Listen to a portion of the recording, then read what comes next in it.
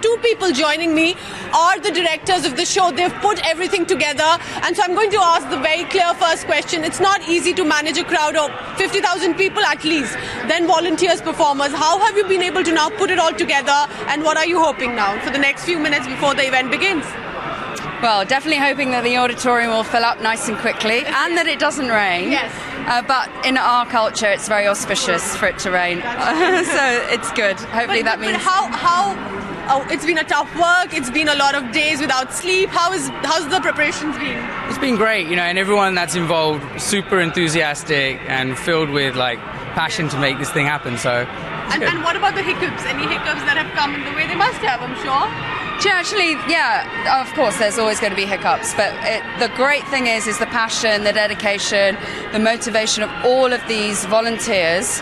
It's not just us two. There's an army of people that are really kind of working hard to iron out those hiccups. I have to ask you, because you're the directors, I was outside talking to people and I realized it's not only about, as they say, the Indian community. I saw people who are based here, British, people who are from other countries, Sri Lanka, Mauritius, have all of them come in. So it's literally uniting everybody and not just limited to India, is it?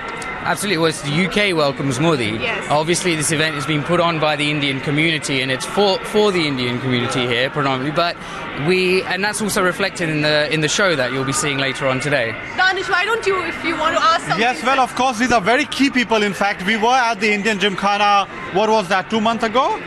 6 months ago. 6 weeks before. Yes, exactly. And I was there. Times Now was there at the Indian Gymkhana when all the organizers were there. And since then, it's been a long way. Can you tell us in brief the key stages through which this has happened? Okay, so look, there are around 450 partner organizations in the UK that have come together to put on this event and to participate in this event.